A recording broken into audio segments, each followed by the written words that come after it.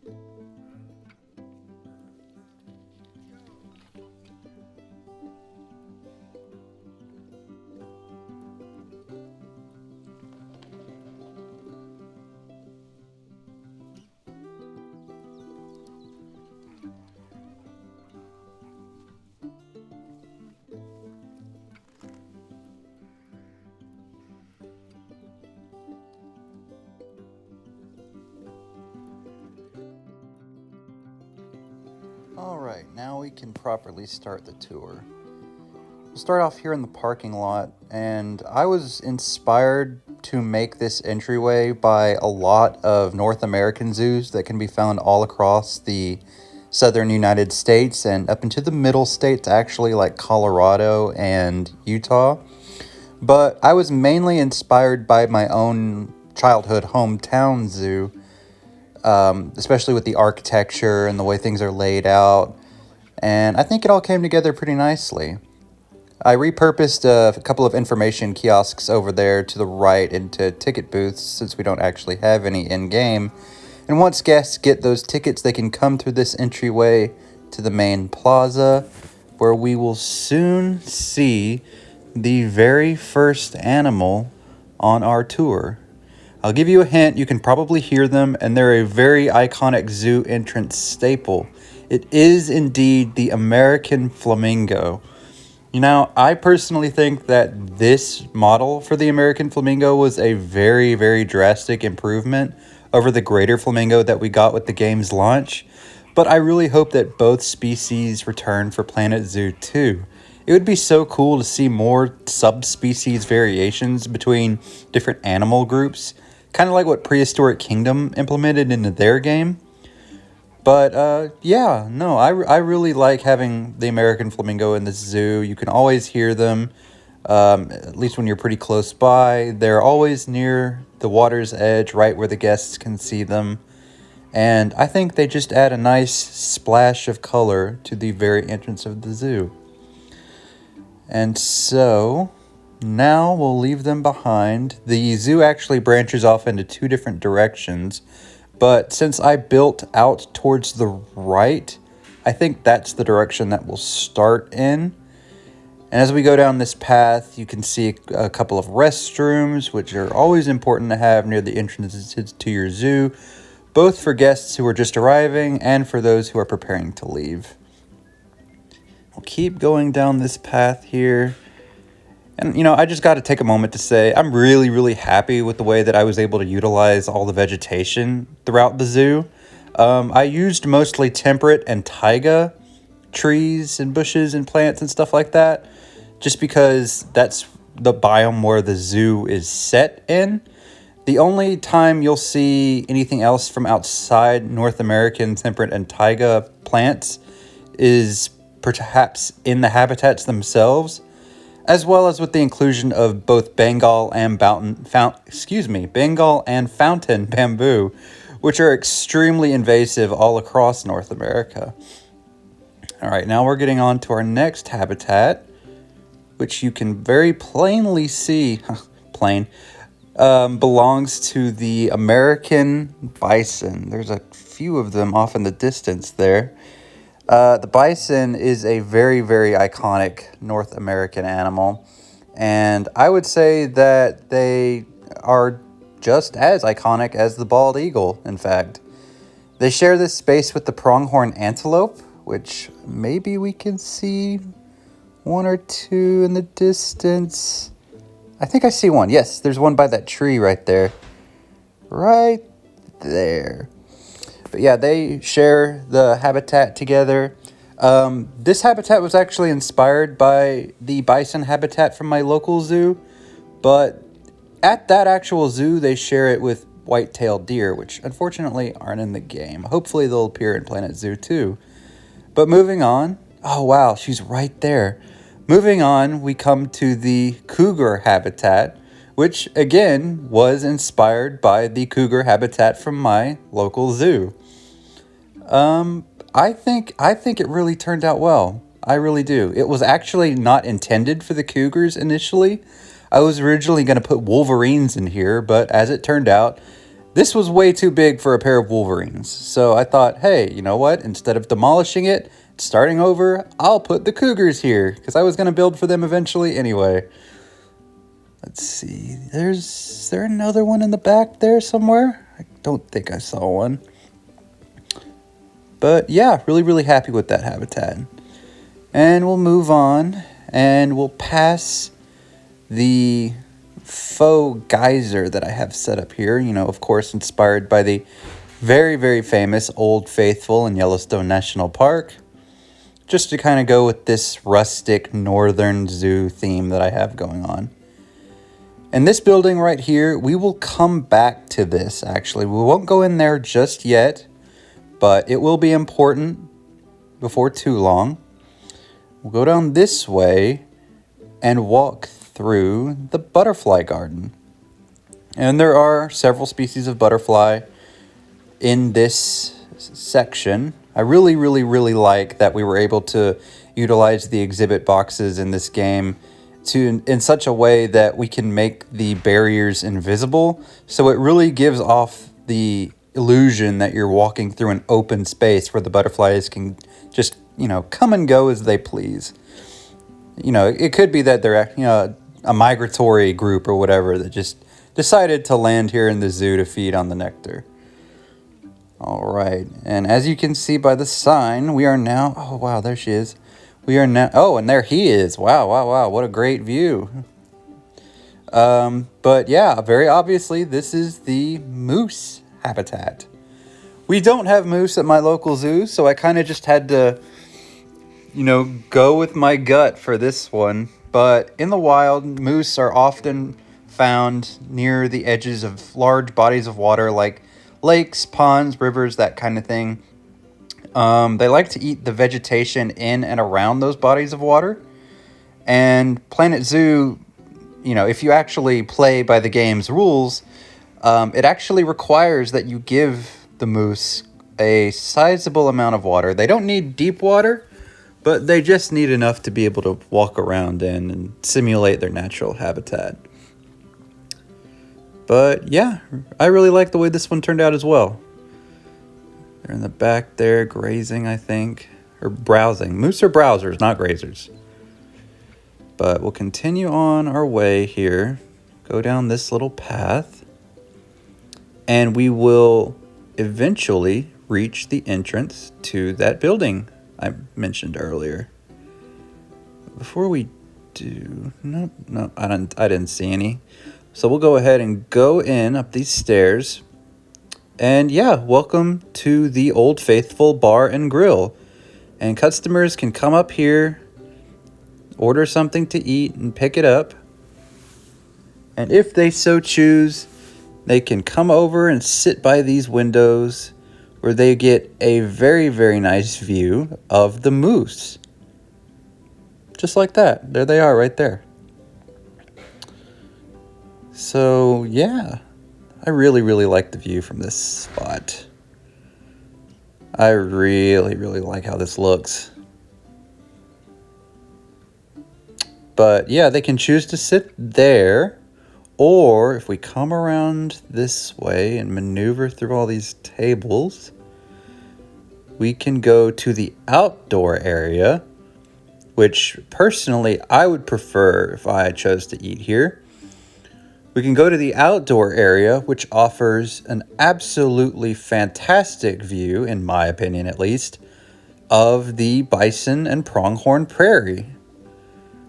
But yeah, there's a quick view of the outdoor area, and here is that awesome view I was talking about of the bison habitat. Oh, there's one right there. I think he's going to drink.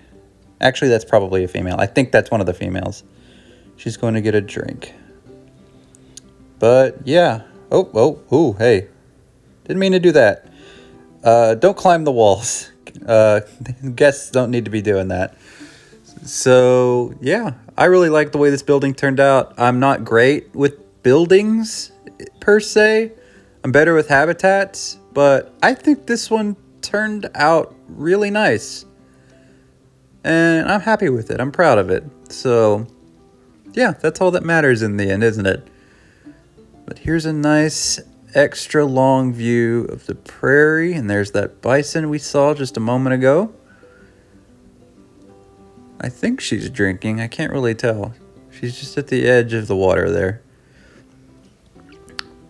But yeah, I'm pretty sure that this habitat specifically is the main reason why my frame rate is so low, because every time I turn the camera in the direction of this habitat, I begin to lag, which makes sense because there are probably hundreds of individually placed flower patches in here. You might be able to see the blues and yellows. Those are all flowers, individually placed flowers. And I did that to mimic a prairie, which the bison would naturally call home. It puts a bit of a strain on the old computer, but I don't mind. I think it was well worth it. And it makes the bison habitat look pretty darn good, in my opinion. But we'll continue on our way here. And up ahead, we see a stone arch. And every time we come across an arch like this in the zoo, it symbolizes that we are entering a new biome. We've been in the temperate biome thus far, but now we will head into the Taiga Biome. And here we are now in the Taiga Biome. And up ahead you can see the sign for the next animal on our tour, which is the impressive Dall's sheep. The Dall sheep usually tend to stay in the high altitude areas of the Rocky Mountains and up into Canada as well. There's one back there. And so I really did my best to create a habitat that looked at least somewhat reminiscent of a mountainside. And I think I did a pretty good job. There's another one right there. She's just standing back there. But yeah, if you look down into the and there's a couple more. Hello. But if you look down into the habitat, this slope was built to, kind of resemble the side of a mountain, and I think it looks pretty darn close. I utilized the rock work pretty well. But yeah, I think they're all taking naps in the back right now, so we'll leave them be. But that was the Dall sheep habitat. We'll continue on our way here. Go around this curve. And up ahead, we see a little viewing gallery, which will allow us to have, hopefully, a pretty good underwater view of the North American beaver. Now, normally I am really, really bad at underwater viewing galleries, so I managed to surprise myself. Oh, there's one. I managed to surprise myself pretty well with how good this one turned out. Yeah, I'm happy with it, and that's all I can really say. Oh, there's another one. The beavers usually tend to spend a lot of their time here, obviously, which is great because this is the primary spot where the guests could see them from. Just taking a little swim there. But yeah, that's where the guests would typically see the beavers whenever they were most active. They're either there, usually, or they're in the very back of the habitat where they can have some more privacy. But we'll let them be, and we'll continue on our way. And up ahead, there are a couple of exhibit boxes that you can see. Now, these two animals aren't necessarily found in the Taiga Biome, per se, but admittedly, I forgot to include them earlier in the Temperate Biome. So I decided to stick them close to the beavers to give like a pond or a lake kind of theme to this area. And first, we will take a look at the American bullfrog, which can be found all throughout, mostly the southern United States. We have them all around where I live. There's a pair of them right there. But yeah, just a nice little exhibit for the American bullfrogs. And they're lovely neighbors with the diamondback terrapins. Let's see if we can see them. They're usually hard to spot. Oh, nope, actually, wow, there's two right there. Little guys. But yeah, forgot to include them earlier, like I said. So they, along with the bullfrogs, are close enough to the beavers where I can just, say, oh, hey, this is a pond-themed area. And it works out pretty well. I like the way that exhibit setup looks. But we'll continue on our way past another restroom where we will find the actual wolverine habitat. It's still a bit big for them, but not nearly as big as the cougar habitat from earlier. So I think it suits them just fine. There they are back there, the little suckers. Just out of view. I think they're going to go lay down in their hard shelter. But we can get a brief glimpse of them before they disappear. But yeah. There they go.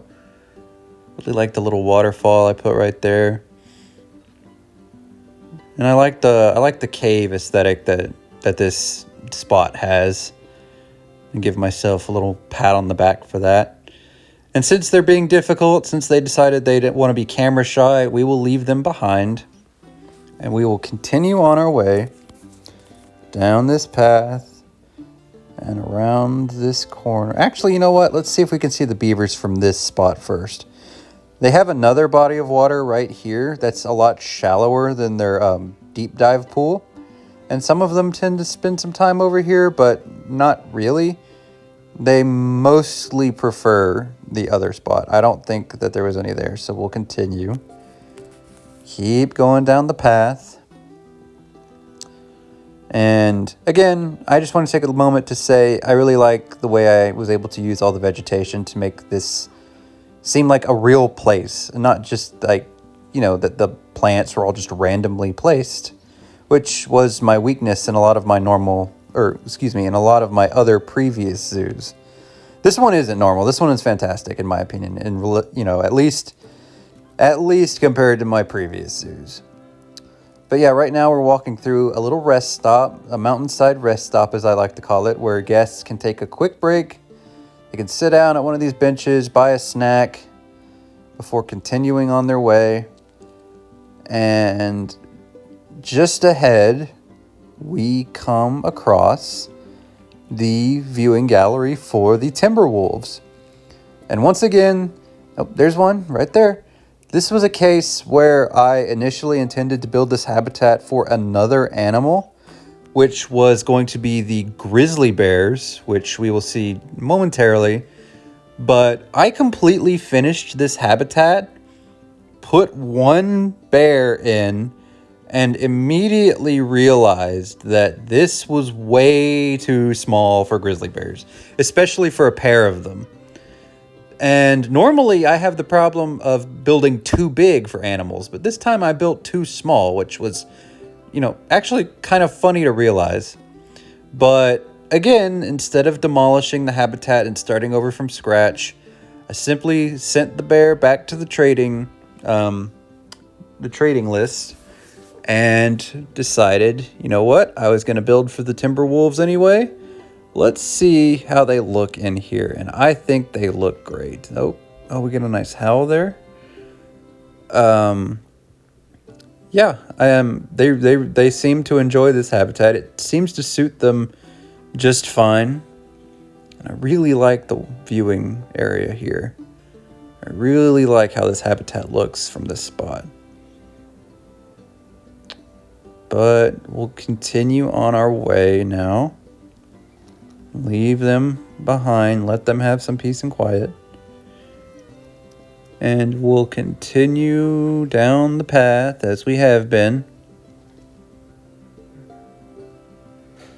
And up ahead, we will come across the animal that the last habitat was intended for, which is the North American grizzly bear, which is, again, one of the most iconic animals on the continent. Most likely the most iconic land predator slash omnivore slash, big guy. Big guy. We all love bears. Really, really happy with the way this one turned out too. It's huge for them. Maybe a little bit too big. But, bears are... Oh, there's one in the water right there. Hello.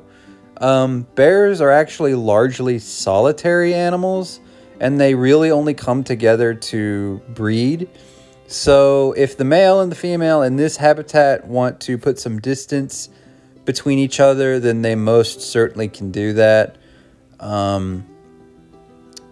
Yeah, that's kind of was an unintended bonus that I found for making the habitat so big.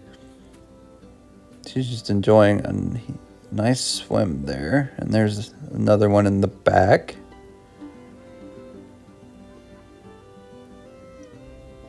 But yeah, again, I'll say it a lot. I'm really happy with the way this habitat turned out. You will undoubtedly hear me say that again. Finally getting out. All right. But yeah, I like the backdrop of the foliage. I like the way that the landscape is broken up by that hill. And going over to the insect log. Really happy with it. Really, really happy with it. I'm giving myself another pat on the back. And up ahead, we come across another rock archway, which, as I mentioned before, symbolizes that we are about to enter a new biome. So I will see you all in the tundra. And now we enter the tundra section of the zoo. And just up ahead, we will see the very first animal in this area. There's another bathroom right there. Those are very important to have all over your zoos. But yeah, right up here on the right, and there's one right there, is the Arctic fox. Just having a little swim there. Is he stuck? Are you stuck, little buddy? No, he's fine. He's fine. I think. Yep, there we go. getting down. He's fine. Crisis averted. But yeah, I think I have like maybe 5 or 6 of them in here. 2 with the summer coat and the rest have the winter coat. I know some people don't really like that you can have the summer and winter coats together. But I don't know. It just adds for some nice variation. I know you would never really see them. Oh, there's one right there. There's actually two. Normally you wouldn't see individuals with winter and summer coats together, but I don't know. It doesn't really bother me that much. It just adds some nice visual variation. There's one having a nice little sleep there. They look so cute when they curl up when they're sleeping. Just adorable. But yeah, this entire section, the tundra section of the zoo, I was really inspired by like the rolling grasslands that you'll see up in the northernmost parts of Alaska and Canada during the summertime and the springtime when all the ice and snow has melted away, and it's just pure green fields and fields of grass and flowers, and it's just beautiful up there. But we'll continue on our way. Here's another little rest stop where guests can buy a snack. I don't normally like using like static or like in-game buildings very much, but I think these huts or whatever you want to call them, they suit this area pretty well. And you know, this is just like a little abandoned whaling village area, because I know, you know, unfortunately whaling is still kind of prevalent up in the northern regions of the world. But we'll leave that behind, continue on down this little side path where we come across the reindeer yard. I know people have issues with the reindeer model in this game. It's definitely a little dated, a little old. It shows. I don't really mind the model itself much, but I definitely think that the antlers, there's one laying down right there. I definitely think the antlers need a rework for Planet Zoo 2. They just look way too cartoony. And if you've ever seen a photograph of a caribou, which is essentially the same thing as a reindeer, if you've ever seen a photograph of a caribou, a video, or if you've seen one in real life, you'll know that their antlers look much, much different than what we see here in Planet Zoo. But, you know, it doesn't bother me enough to not include them. But I just hope that gets fixed for the upcoming sequel. There's the leucistic female in the back there. But yeah, they've just got a nice, simple hoofstock yard that you'll find at a lot of zoos. It suits them just fine. But we'll keep going. And we're going to hook back towards the right very, very briefly, so that we can go in the entryway of the next viewing gallery, which will allow us to take a look into the next habitat, which is home to the Arctic wolves. I don't have very many in this habitat, just because this was built on the very edge of the map. In fact, if you see that wall right there, beyond that is the edge of the buildable map. But for a small pack, I think it's just fine. There's a couple of them right there, and they look really good. I can't wait to see what the models look like in Planet Zoo 2. It's gonna be so great, guys. The new game looks looks so good. The upgrade in visuals, even from the trailer by itself, just blew me away. Especially the lighting, the new plant textures, the textures with the fur. I cannot wait to see how that game is going to look. But yeah, just a very simple habitat here for our Arctic wolves. There's 4 in there, 2 males, 2 females. But we'll leave them be, and we'll keep going, taking a right. Once again, around this corner here, we're going to pass another restroom because, like I say, restrooms are important, especially if you have a very big zoo like this one is. But we'll keep going, keep going. There's that restroom. And to our left, maybe we'll get a glimpse of the next animal, the most popular animal in the zoo apparently, which is the polar bear. Now, polar bears, both in real life and in game, require an absolutely massive amount of space for their habitats. They are a roaming species. They don't tend to... Is that one there? No. But they don't tend to stay in one place because, you know, in the wild, they're constantly on the look for food. That food being, more specifically, the animal that we're about to see in this underwater viewing gallery, or excuse me, underwater viewing bubble. Let's see if we can see. Yep, there's one right there. Say hello to the gray seal. Now, seals and polar bears have a very, I guess you would say, a very well-known relationship. Polar bears primarily feed on seals, and they will, you know, break holes in the ice to try and get at the seals that are, you know, doing their best to come up for a breath of air. But I have these two animals close together to kind of, you know, symbolize that relationship in the wild.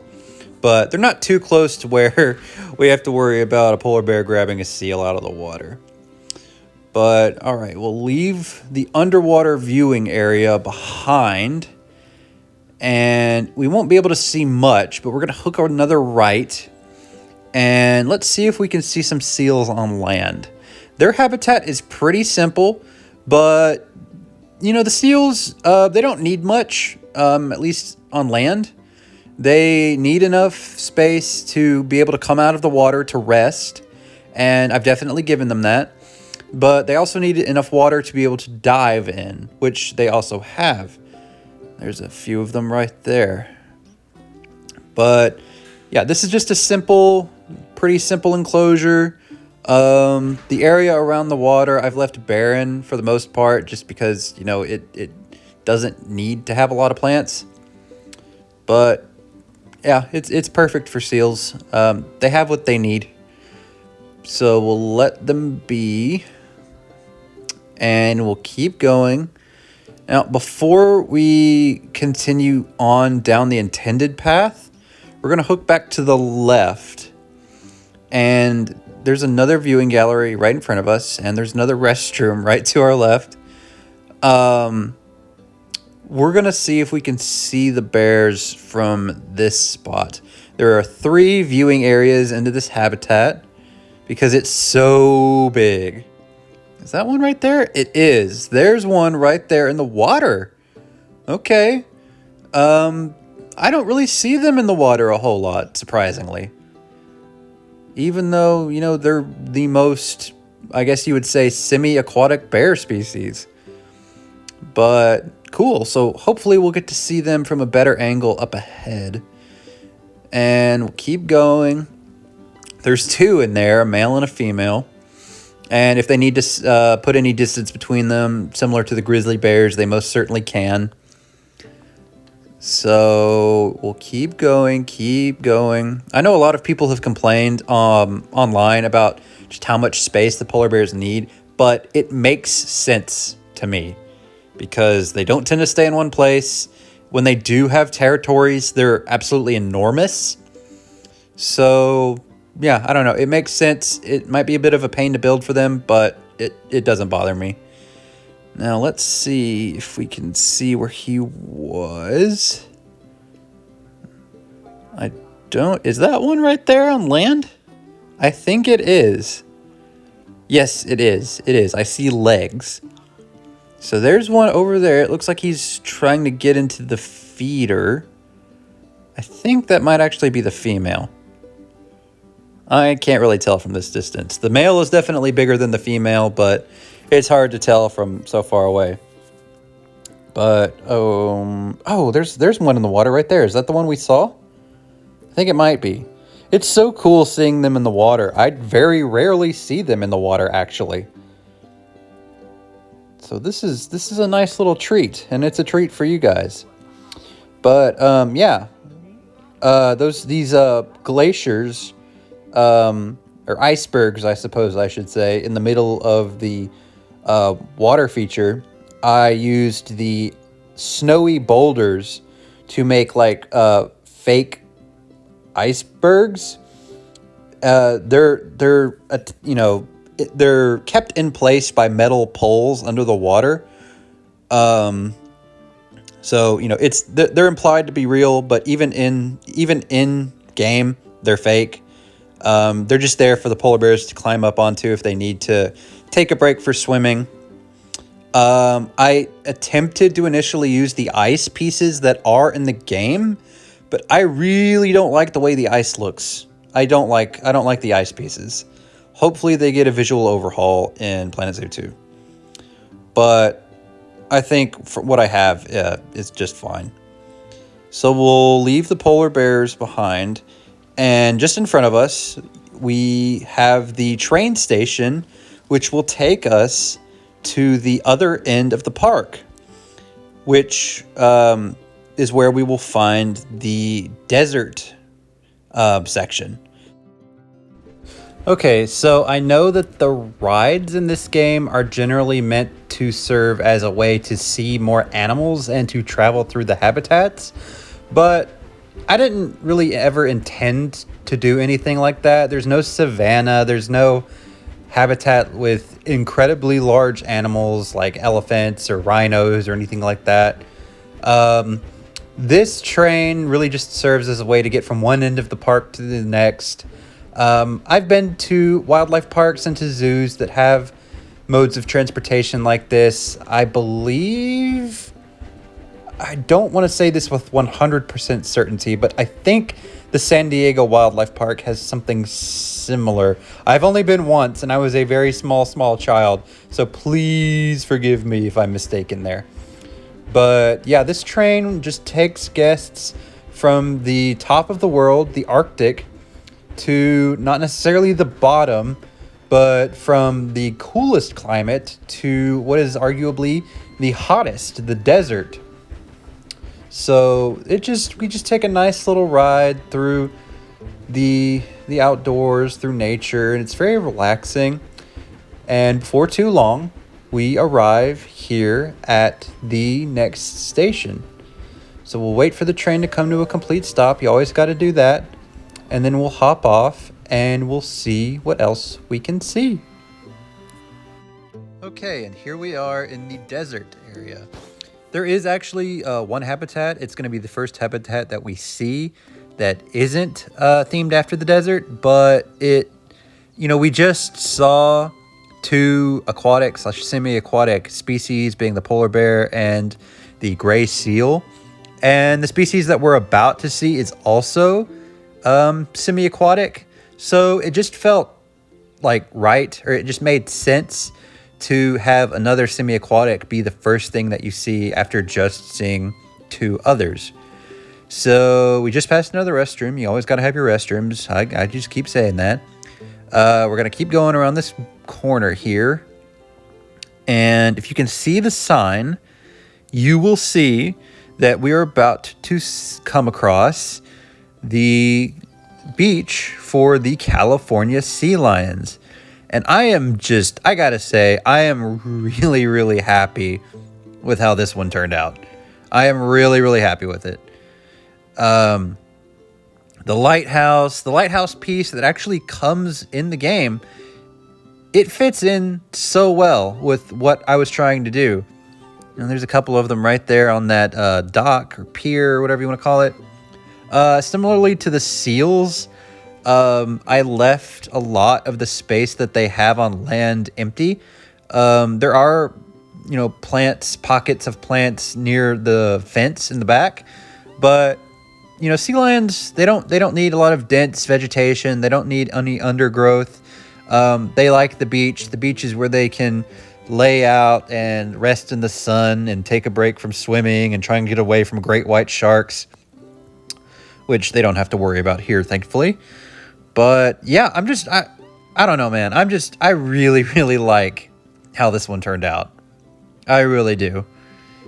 And I love watching them swim around both above the water and under the water. And they really get a lot of use out of that dock. That's primarily where I see them sleeping, even though they do have another shelter in the back. I don't think I've ever seen one use it. But we're going to keep going around here. And, you'll get a glimpse of the desert from right here. But we're not going to go there just yet, because we're going to go up ahead and take a left. And we're going to see how well of a view we'll be able to get of the sea lions from under the water. But yeah, I'm really happy. I'm just with the whole zoo in general. I'm just really happy with how this turned out.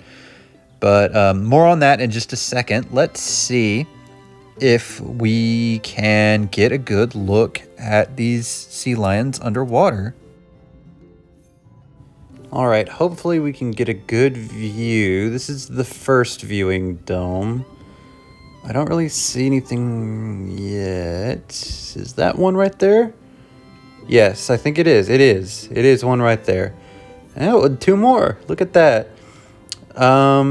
Most of the time I can find the sea lions deep diving in the pool, and it's just so fun to watch them swim around, play with each other. Sometimes they'll hit the ball enrichment items into the water, and they will play with them in the water too, which is really cool to see. But this is the second viewing dome, and oh wow, hello there.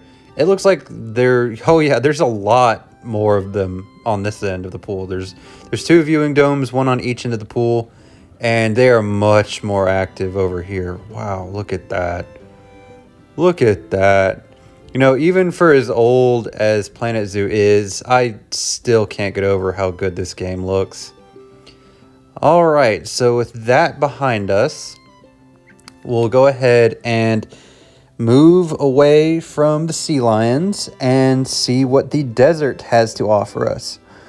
We're going to go down this path, and we're going to take a right, where we're going to find an animal that can actually be found through a multitude of different biomes all across North America, Central America, and South America.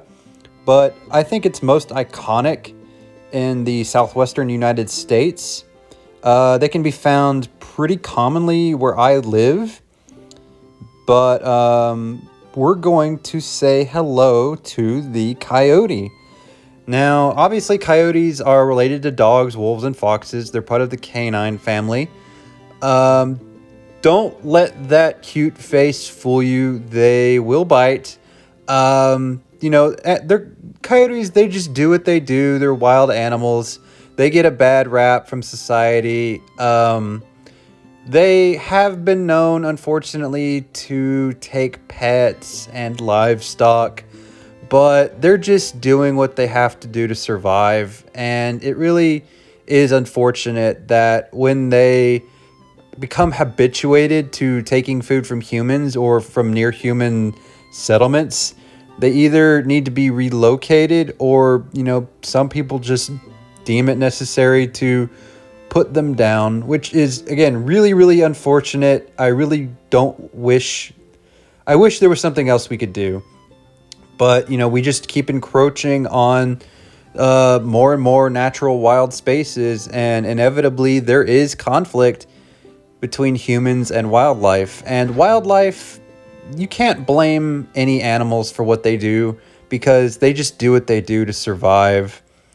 Coyotes are, portrayed as bad guys in a lot of cartoon media, but they're just animals. They just do what they got to do. And that's all any of us can do, really. But it's unfortunate the reputation that coyotes, wolves, foxes, raccoons, skunks, any wild, feral predator, really, we always see them as like, oh, they're going to come into our neighborhoods and they're going to snatch up our pets. Well, for one, don't leave your pets outside. That seems like pretty common sense. I don't know. A lot of people, unfortunately, that I know personally don't seem to see it that way. But don't leave your pets outside. Don't, put away your chickens before you go to bed. And, incidents like that will happen less often. But here we have, there's one right there. That's the female. I know that's the female. Here we have an animal that you would associate more with the South American jungle. That is the very beautiful jaguar, the largest cat in the Americans, both North and South America. The Americas, excuse me, goodness. Not the Americans, the Americas. But I know a lot of people associate the jaguar with the Amazon rainforest more. Oh, there's the male. There's the melanistic male. Look how beautiful he is. But you can find the jaguar more commonly in dense rainforests. But historically speaking, they were found all throughout Mexico and the southern United States. And more recently, there have been several sightings of several individuals in states like Arizona and New Mexico, which hopefully means that they're coming back to their, historical native range. That would be really, really cool to see. But yeah, the beautiful, beautiful jaguar, one of the most iconic cats, I think, in the world.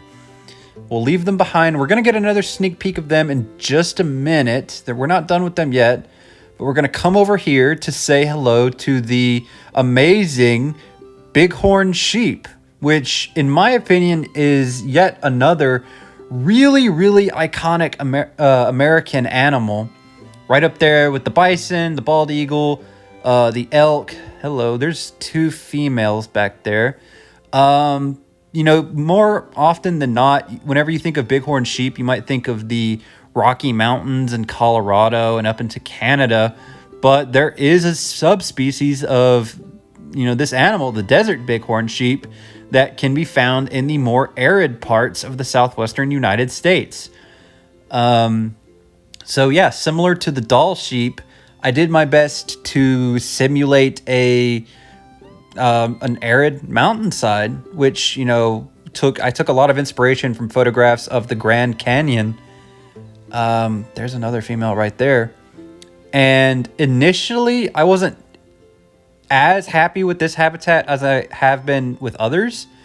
But looking at... Oh, wait, hey, what am I doing? Gosh, what the heck is going on with my controls? There we go. Hopefully that fixes it. But yeah, looking at it now from the guest perspective, I think it actually looks pretty darn good. There's a bit of space below where we can see where the sheep can go to play with a few enrichment items. There's the ram. Look at him. Bighorn rams are just so cool. I don't know. They're just so majestic. Just like, elk, bull elk, and moose bulls. There's just something about them. I don't know. Anytime I see one in real life, I've had the privilege of seeing bighorn sheep in person before in the wild, and it's just one of the most amazing things I think I've ever seen. I've seen moose in the wild. I've seen elk. I had the privilege to also see a black bear. I haven't seen a grizzly bear, but I have seen a black bear in the wild in North Carolina, and that was something else. But we're going to come over here and we're going to take a peek into the collared peccary habitat. And again, this was an animal that is, I would say, more often associated with South and Central America, which of course is still part. Central America is technically still part of North America, but they're very prevalent throughout the more arid parts of the southern United States. Especially in Mexico, Texas, New Mexico, Arizona, Southern California. But I like this habitat. It's a little on the small side. I think there's one right there. It's right at the, yep, there he is. There he comes. Oh, don't step into the habitat. Don't phase through the glass. There's a leucistic female. I was so happy when I saw her in the zoo trading post. But the peccary, also known as the javelina, they have a bit of a reputation too. You do not want to corner a peccary because their tusks, their teeth they mean business with those things. Just as with even domesticated pigs, any wild pig species, any feral pig, they can do some real damage. Don't mess with wildlife if you're not prepared. That's essentially the moral of that little blurb. But you can see over there, there's a little viewing pane into the jaguar habitat, and I don't think the jaguars can look into this habitat. I used one-way glass.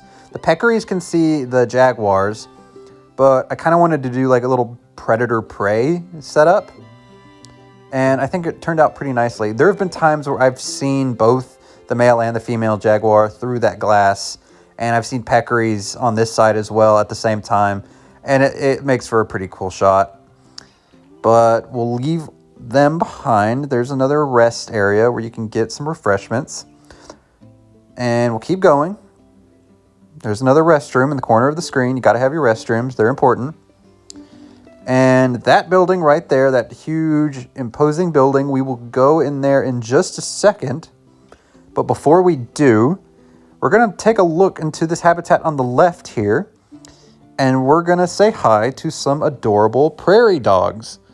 Now, prairie dogs are also found all throughout the southwestern United States, but they also extend up into the Great Plains area. In fact, when European settlers first started reaching out into the Great Plains, they and their horses encountered the issue of accidentally stepping into the tunnels of these prairie dogs, and it would lead to a pretty nasty broken leg, especially for the horses. But that became a bit of a problem for them when they first arrived on the continent. But these little guys have a nice outdoor area. I thought about putting them inside, but prairie dogs, they need they need outdoor space.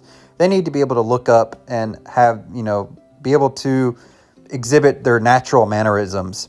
I have wire mesh over the open top of this this habitat, just so birds of prey can't get to them.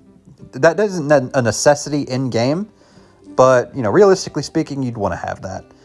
So now we'll go into the building, and this is where we house the exhibit animals that you'd find in the desert. And right here we have the western diamondback rattlesnake, a species that I have seen. I don't want to say encountered. I've seen it. I don't see them right now, though. That's a little worrying. They're in there for sure, but I've seen them in the wild. They've got a bad reputation too, but snakes, they just do what they do. They're just trying to live their lives, man. I don't know. If you try your best not to step on them, carry flashlights at night, you'll probably be okay. And here's here's another animal, the Gila monster, or some people say the Gila monster. This is a lizard species with actually a venomous bite, similar to their related beaded lizard. So you want to avoid those two. Just try not to step on them. They're not dangerous, though. They're just doing what they're doing.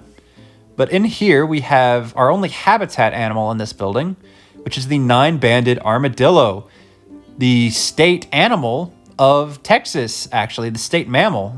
There's one sleeping. I think they're both sleeping right now. I'm not sure why they're not using their burrow, but they're going to take a little nap, which makes sense because armadillos are actually nocturnal. They prefer to come out at night. And that's why I have these red overhead lights in their habitat, so we can still see them, but they aren't bothered. Their little eyes aren't bothered as much by the light. And armadillos, you'll find them all across the southern United States. I see them all the time. Unfortunately, it's usually on the side of the road, but it's just something that happens, unfortunately. Here we have the desert scorpion. Let's see if we can find... There's one right there. The desert scorpion. I have not encountered a scorpion personally in real life. I'd rather not. Again, I've said it so many times in the past few minutes, but these animals are just trying to do what they do, live their lives. But I'd prefer not to encounter a scorpion, personally. And here we have an animal that's native to desert regions, but they actually live in bodies of water, and that would be the axolotl. Now, axolotls are very popular in the pet trade. I don't really see any right now. They're popular in the pet trade, but they don't... There's one. But they really don't make good pets. None of the animals that you see in this game, aside from those that are part of the, Barnyard DLC, none of these animals make good pets. Some people will say, oh, well, I know how to take care of them. I have the facilities. I can do whatever. Unless you're licensed to take care of wild animals, you shouldn't have one, in my opinion.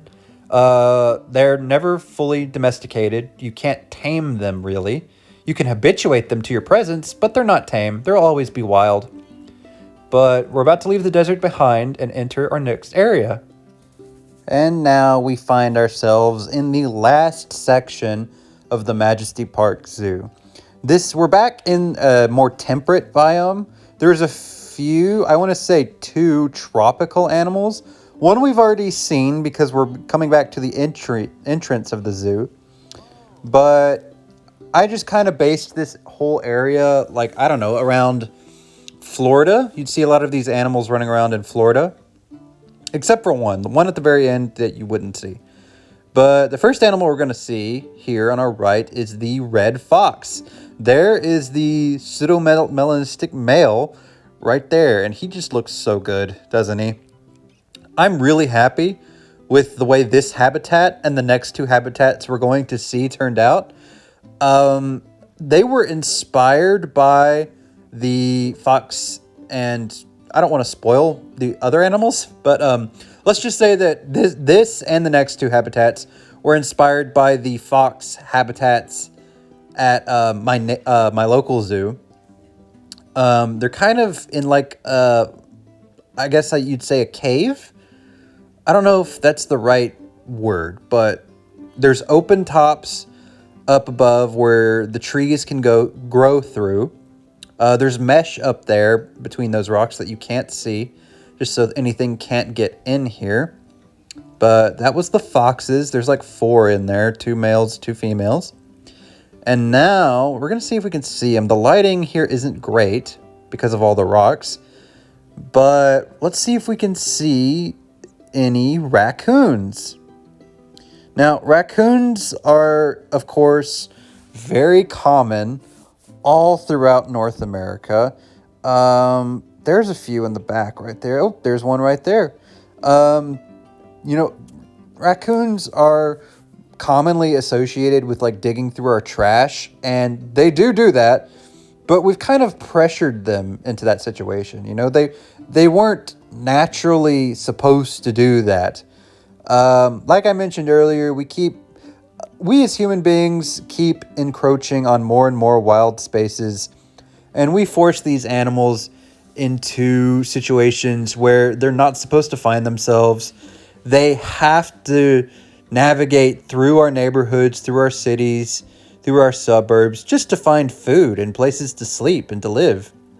There's a little outdoor seating area where you can get some food and watch the animals.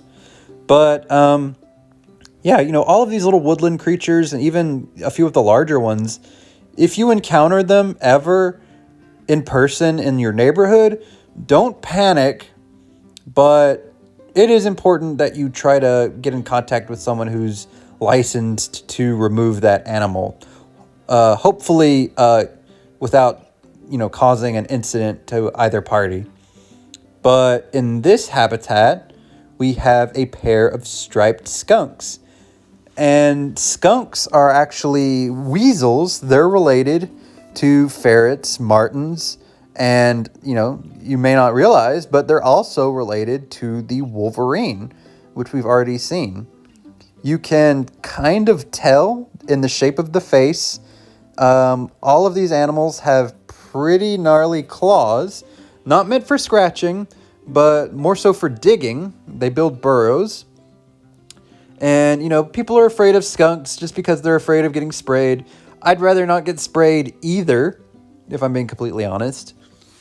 But if you see a skunk, leave it alone, give it space, and I promise it will not spray you. Pretty sure. There's another restroom to our right. Every time I gotta say it, you gotta have your restrooms. And I'm facing in the direction of the bison prairie right now, and like I said earlier, every time I look in the direction of that habitat, my frame rate slows. I begin to lag.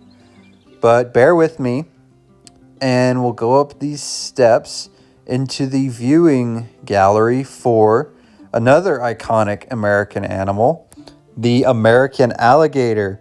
There's a female right there. I was inspired to construct this gallery and this habitat, based off of trips that I've personally taken to the bayous of Louisiana, which the Louisiana Bayou is, the swamps. They're extraordinarily beautiful in their own way. I've seen wild alligators in person, and it's an experience I would recommend highly if you're able to do it. I really, really would. These guys don't have an underwater viewing gallery, just because the places that I based this habitat off of didn't have them either. Let's see if we can see any through the camera. There's a few in the very back of the habitat. But yeah, these guys, they don't have an underwater viewing gallery, sorry to say, but you can usually see them swimming along the water's surface. There's another one by the mud bath. There she is. But yeah, that was the American alligator, another really, really amazing, iconic American species. So we'll leave that gallery behind. There's another fence line right here where sometimes I can see them through the mesh. I kind of doubt it. We'll be able to see one right now.